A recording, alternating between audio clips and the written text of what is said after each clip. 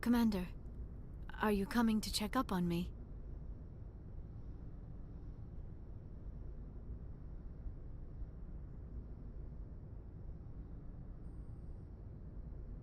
You look much better. How are you feeling? Dr. Chakwas assures me I am going to be fine. I was impressed with her knowledge of Asari physiology.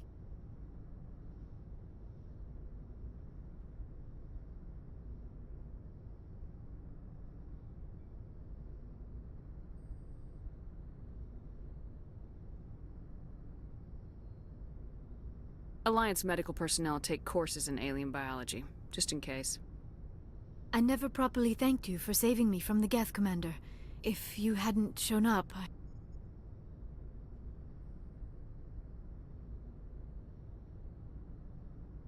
I had to save you. You can help me stop Saren. I know you took a chance bringing me aboard this ship. I have seen the way your crew looks at me. They do not trust me. But I am not like Benezia. I will do whatever I can to help you stop Saren. I promise. Promises are easy to make, but hard to keep. I do not begrudge you your suspicions. I just hope in time you will come to trust me. Tell me about yourself, Liara. Me?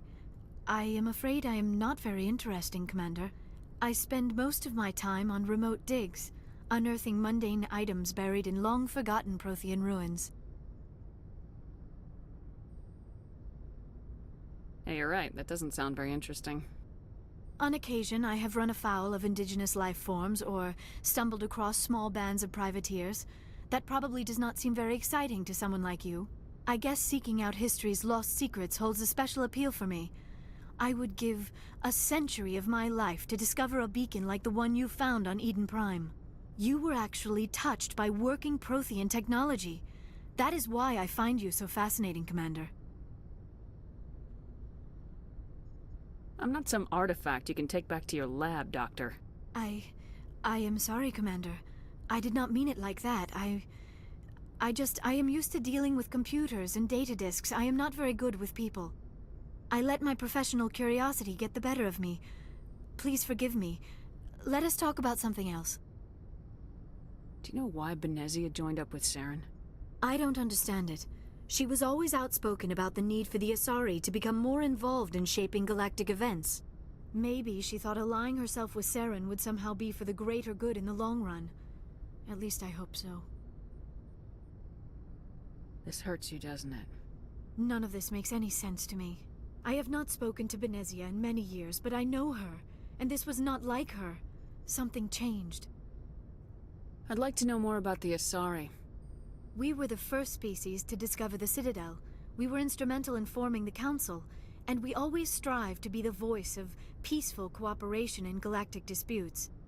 My people believe we are all part of a single galactic community.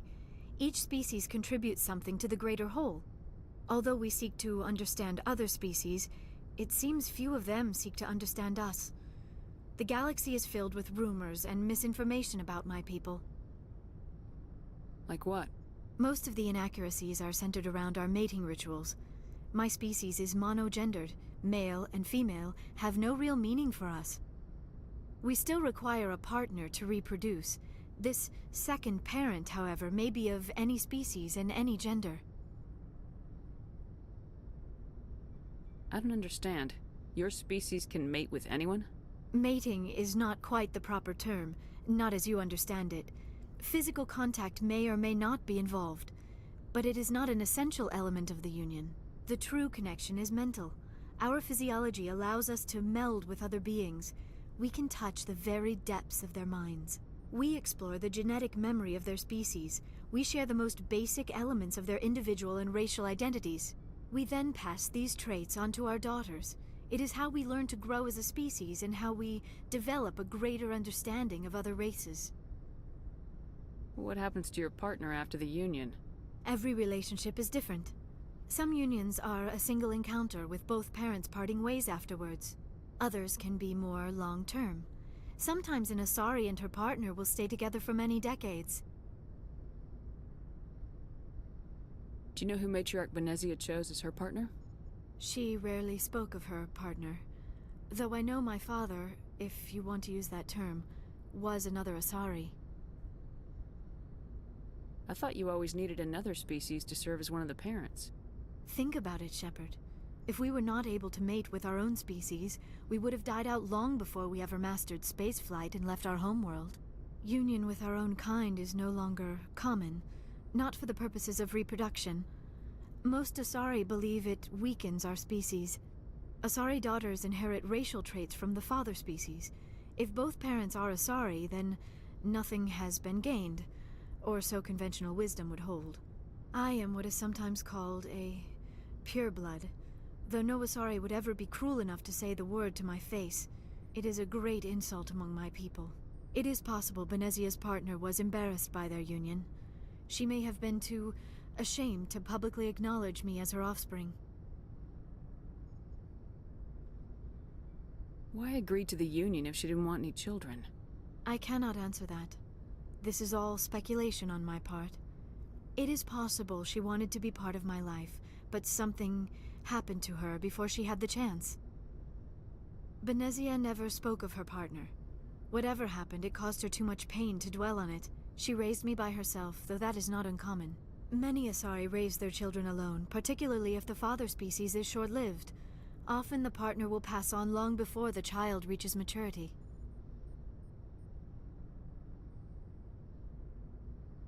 You Asari live for 1,000 years. What happens when your partner dies? Few sapient species live as long as my kind. We have learned to take a philosophical approach to our unions. We do not focus on the inevitable loss of our partners. Instead, we enjoy the time we spend with them. And even after they're gone, a part of them lives on in us. The union is a connection that transcends both time and space. I should go. Goodbye, Commander. Yes, Commander? Is there something you need? I should go. Goodbye, Commander.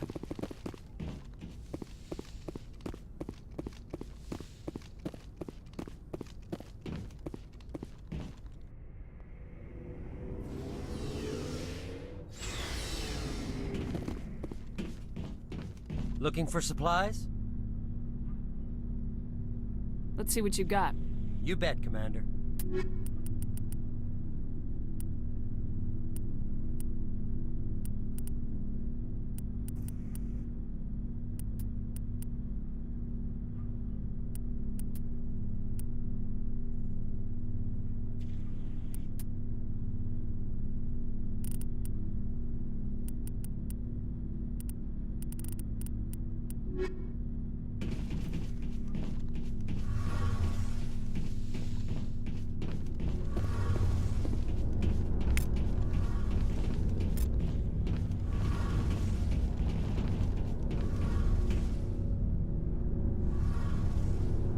Your ship's amazing, Shepard. I've never seen a drive core like this before. I can't believe you were able to fit it into a ship this small. I'm starting to understand why you humans have been so successful. I had no idea Alliance vessels were so advanced. The Normandy's a prototype, cutting-edge technology. A month ago, I was patching a makeshift fuel line into a converted tug ship in the flotilla. Now, I'm sitting on board one of the most advanced vessels in Citadel space. I have to thank you again for bringing me along. Traveling on a vessel like this is a dream come true for me. I had no idea you found ship technology so interesting. It comes with being a Quarian. The migrant fleet is the key to the survival of my people. Ships are our most valuable resource. But we don't have anything like this. We make do with cast-offs and second-hand equipment. We just try to keep them running for as long as we can. Some of the fleet's larger vessels date all the way back to our original flight from the Geth. I can't believe your fleet's still using ships that are 3 centuries old. They're constantly being repaired, modified, and refitted. They aren't pretty, but they work. Mostly. We've tried to make ourselves as independent as possible on the flotilla.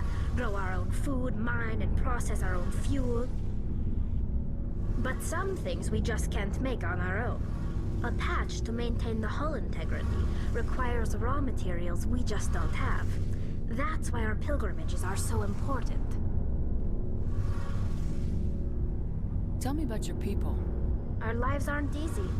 Resources are scarce, and we are constantly on the move. Everything we do must in some way contribute to the continuation of the migrant fleet. There are 17 million Quarians in the flotilla, and each of us relies on the others for survival. The bonds among my people are strong. Unfortunately, we have had to surrender many of the freedoms and civil liberties other species take for granted. What kind of freedoms? Well, it's illegal for parents to have more than one child. If our population grows too much, it would strain our resources to their breaking point. Of course, we also can't allow our numbers to become too few. If our population is in decline, the rule against single births is temporarily repealed. In extreme cases of population decline, incentives are even offered to encourage multiple births, though the Conclave hasn't had to take such measures in nearly a century. That's your government. The Conclave is our civilian branch of government. Each ship can elect a representative to serve on the Conclave and make decisions that affect the fleet as a whole. On matters that affect an individual ship, however, the captain has the final say. It's a tradition that dates back to the early days, when the fleet was governed by martial law. Fortunately, most captains nowadays are smart enough to have an elected council from their crew to give them advice and guidance. So the ultimate power rests with elected officials? In practice, the Conclave and the respective council for each ship tend to set the rules that govern our daily lives. But in theory, we are still under military jurisdiction. The 5 top-ranking military officials in the fleet serve on the Admiralty Board. These 5 have the power to overrule any decision by the Conclave in case of emergency. To do so requires unanimous agreement among the Admiralty, and they can only do this once. After that, the entire board must resign their posts. It's a safeguard that served us well.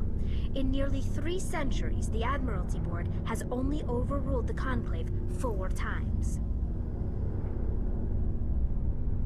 I want to know more about the Geth. I doubt I can tell you anything you don't already know. It's been almost 3 centuries since they drove my people into exile. All I know is the story of their origins, what they were when we created them, and how they turned on us. Interesting. The Geth were originally created to serve as an automated manual labor force. Initially, their intelligence was as limited as any VI. Over time, we made small modifications to their programming to allow them to perform more varied and complex tasks, bringing them closer and closer to true AI status. How come the Council didn't step in and stop you? This wasn't true AI research. We may have been skirting the bounds of the law, but we never did anything that was actually illegal. The changes were so insignificant, so gradual, that we were able to control them. Or so we thought. But one thing we underestimated was the power of the neural network. A million Geth thinking simultaneously created an inherently unstable matrix.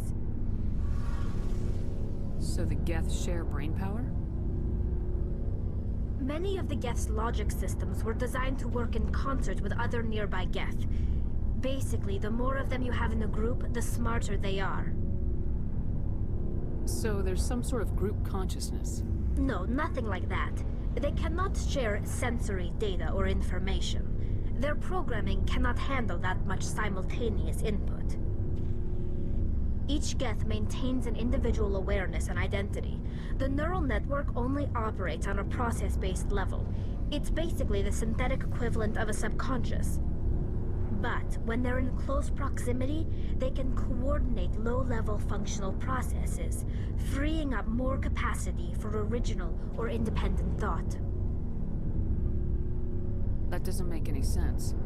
I'm probably oversimplifying. The Geth are incredibly advanced and complex creations.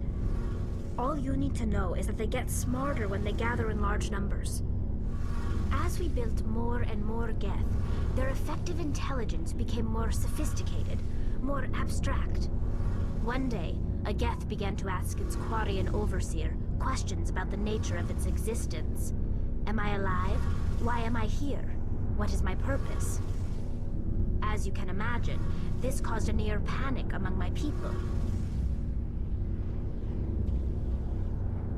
What did you do? It was inevitable the newly sentient Geth would rebel against their situation. We knew they would rise up against us, so we acted first. A general order went out across all Quarian-controlled systems to permanently deactivate all Geth. The Geth responded to this order violently. You didn't really think they'd just let you destroy them without a fight, did you? The hope was that most of the Geth would still be little more than machines, incapable of organized resistance. But they had progressed much further than anyone anticipated. The war was long and bloody. Millions upon millions of Quarians died at their hands. In the end, we were forced to flee our own homeworld. We feared the Geth would pursue us, but they never came beyond the Veil. Now we drift through space, exile searching for a way to reclaim what was once ours. You got what you deserved. We made a mistake when we created the Geth in the first place, but we did not make a mistake when we went to war against them. If we had not acted, they would have wiped us out. They're a synthetic life form. They have no use for organics. None. Why do you think they cut themselves off from the rest of the galaxy? Why do you think they've killed every organic being who's ever tried to contact them? They didn't kill Saren. What does that tell you? The Geth are not innocent victims in all this. They're the enemy. They want to destroy us. Not just the Quarians. All organic life.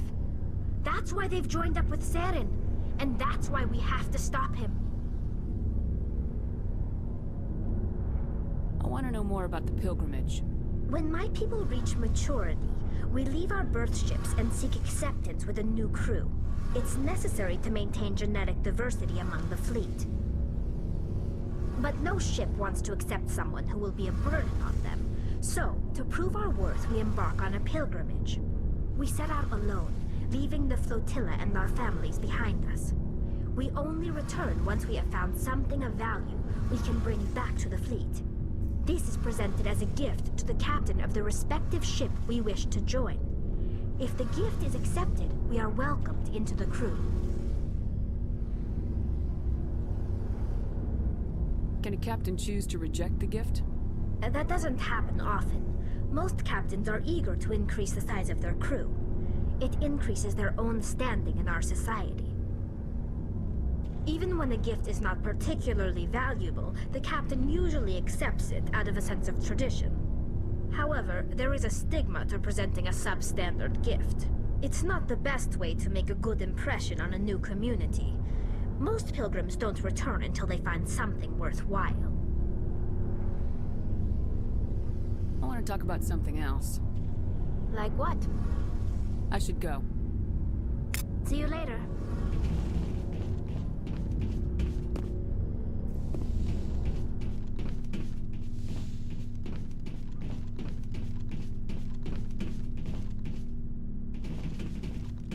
Shepard, what can I do for you?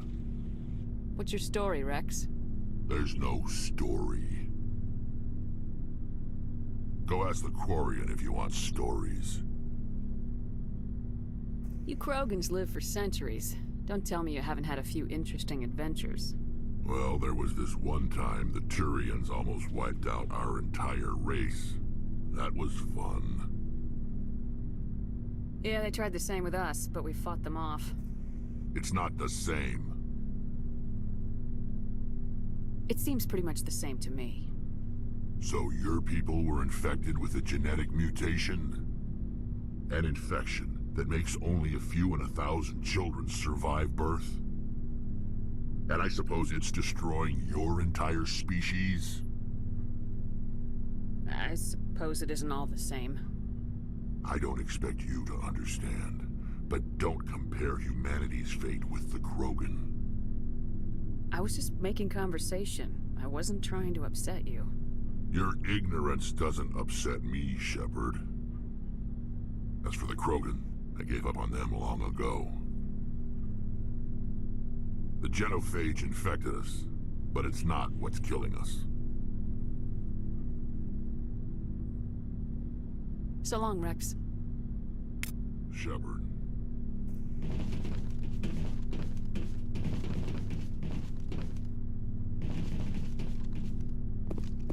Commander, nice work out there.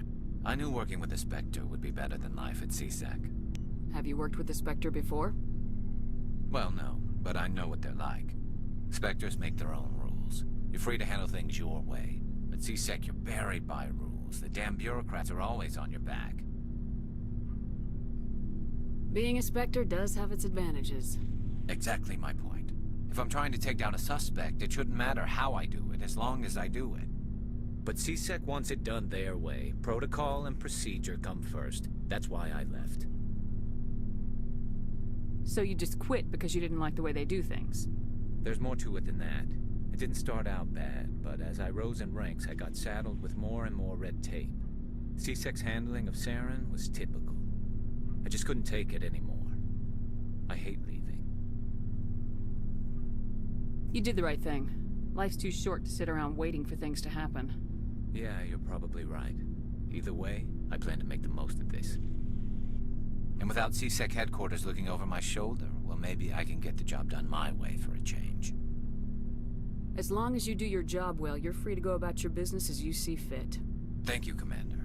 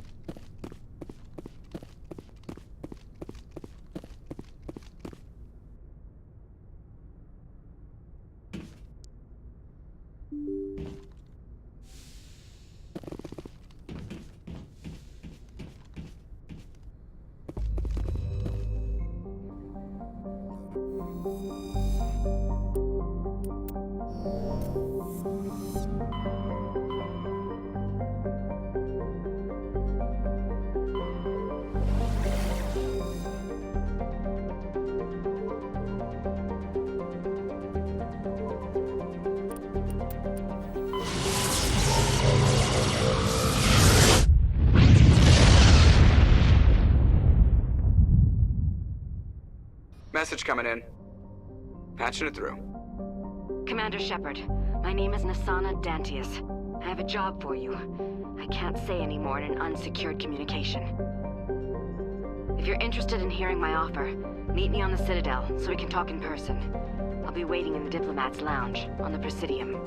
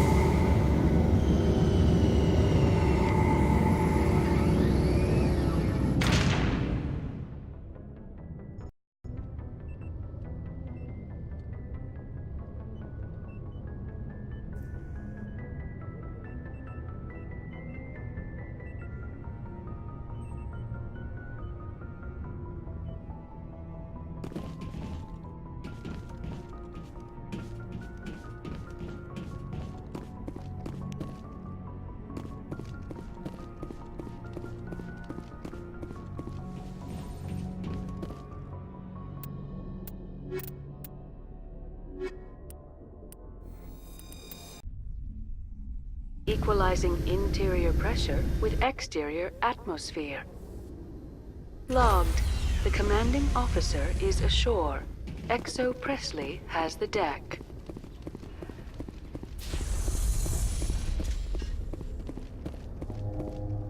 Rear Admiral Mihailovic, 5th Fleet. Admiral, I'm on urgent business with the Citadel. Is there something you need? Let's get one thing clear, Shepard. You might be a Spectre to the aliens, but to me, you're just another junior officer. Be respectful. I command the 63rd Scout Flotilla. You and the Normandy were slated for my unit after shakedown.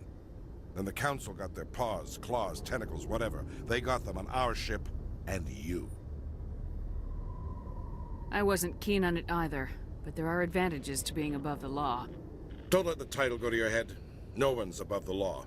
I don't begrudge the politician's decision to throw you to the Council. It's an opportunity. I do begrudge this over-designed piece of tin, though.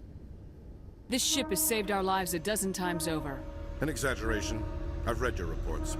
This experiment diverted billions from our appropriations bills. For the same price, we could have had a heavy cruiser. But no, we had to make nice to the Turians, throw money at a co-developed boondoggle. I'm here to make an inspection, Commander. Normandy is an Alliance warship. I intend to see she's up to snuff. Normandy is an Alliance warship, but she's on loan to the Citadel. That means she's not in your chain of command. I believe there's something wrong with my ears. Did you just contradict me? This ship is Council property right now, so respectfully, please clear the gangway. Have it your way, Commander.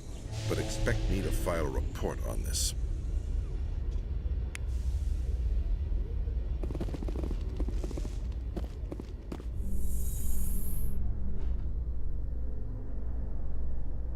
In breaking news, Chairman Burns of the Parliament Subcommittee on Transhuman Studies has been kidnapped by biotic extremists. The biotics commandeered a freighter and were last seen in the Hades Gamma Cluster. No demands have yet been made.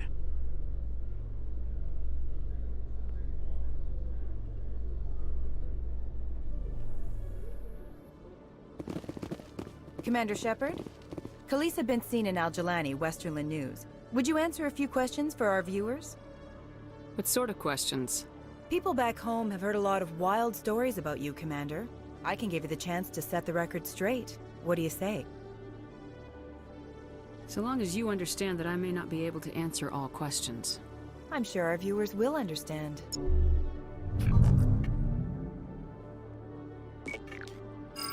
Humans have been trying to get the respect of the galactic community for 26 years.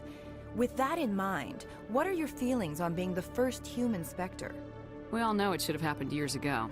I hope the Council realizes that we won't sit at the kids' table forever. Some believe that without firm action on our part, the Council will continue to treat us like poor relations. Have you encountered any situations where the Citadel asked you to place its needs before the needs of Earth? I think they know not to ask me to work against my own people. I think our viewers will be glad to hear that, Commander. You've been given command of an advanced human warship for your missions. Is there anything you'd like to say about it? The Normandy is a triumph of human engineering. Like our development of fighter carriers, it shows other races that we're able to think outside the box. That's gratifying. Many defeatist officers claim that the Alliance can't compete with the naval power of, say, the Turians. Do you think it was appropriate to hand Earth's most advanced warship over to the Citadel? Miss Al-Jalani, I wear the Alliance uniform, and if you think anyone other than me says where the Normandy can go, you're sadly mistaken. No offense intended, Commander. I'm sure you have to follow the orders of your superiors. Of course, now your superiors are aliens. One last question, Commander.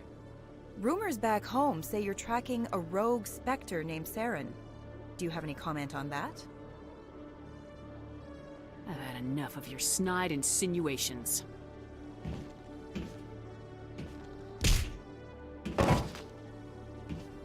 You bitch! I'll make sure everyone in the Alliance sees that. Your career is over!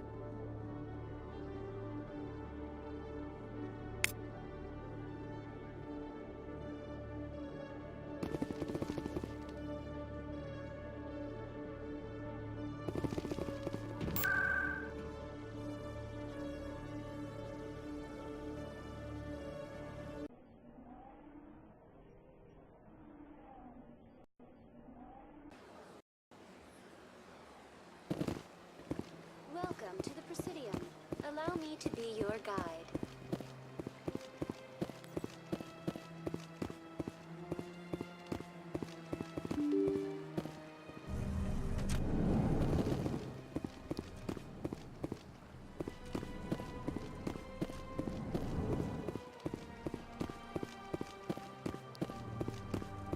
Commander Shepard, I am Nasana Dantius. I see you got my message. You said you had a job offer. I do. My sister Dahlia is a crewman on the cargo vessel operating out beyond the fringes of the Traverse. Her ship was attacked by privateers. There were no reported survivors. You want me to hunt down the people who killed her? This is where it gets complicated. Last week, I received a message with her voice on it. Dahlia is alive. The rest of the crew was killed, but she was taken prisoner. The slavers demanded a huge ransom from me in exchange for returning her unharmed. You can't negotiate with criminals. It's too late. I transferred the funds to the account they specified. Only they never released her. They haven't contacted me since. I've made a terrible mistake, Shepard. I'm a diplomatic emissary. By law, I'm required to report any attempted extortion to C-Sec immediately. But I was afraid for Dahlia, so I just paid the ransom. Now she's still missing. And if anyone finds out what I did, I could end up in jail. You got in over your head and you expect me to pull you out? This is easy money for you, Shepard. I've already found her. You just need to bring her back. I tracked the ransom payment through several accounts. Eventually, it led to a small mercenary band operating out of the Artemis Tau cluster. I need you to go to the Merc base, take them out, and bring my sister back. You shall be well rewarded.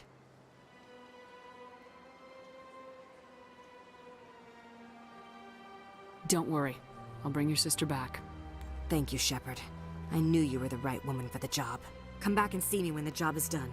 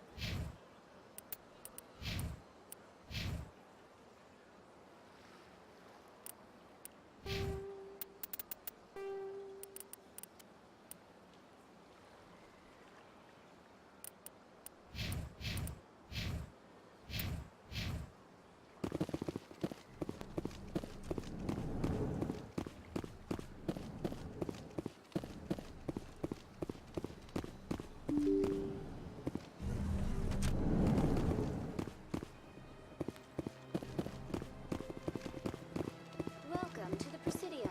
Allow me to be your guide.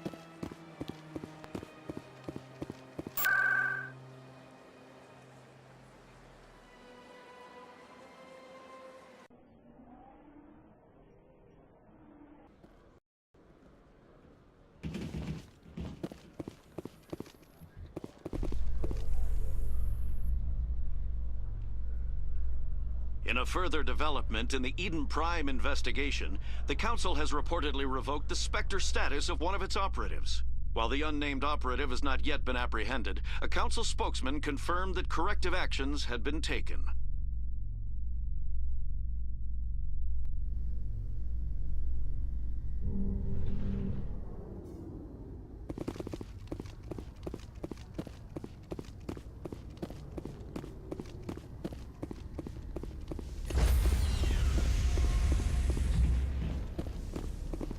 Stand by, shore party. Decontamination in Logged. The commanding officer is aboard. XO Presley stands relieved.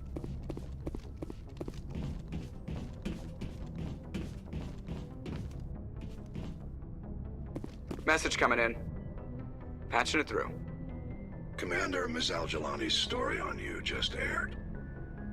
The brass isn't happy with the way you treated her. This comes straight from the Joint Military Command. I don't have the patience to deal with tabloid gadflies who think they're great journalists. Commander, if she had done that at a bar, she'd go home in an ambulance. But they want me to make this clear. We can't mistreat the press. Just wanted to let you know what the response was back home. I won't keep you any longer. Fifth Fleet out.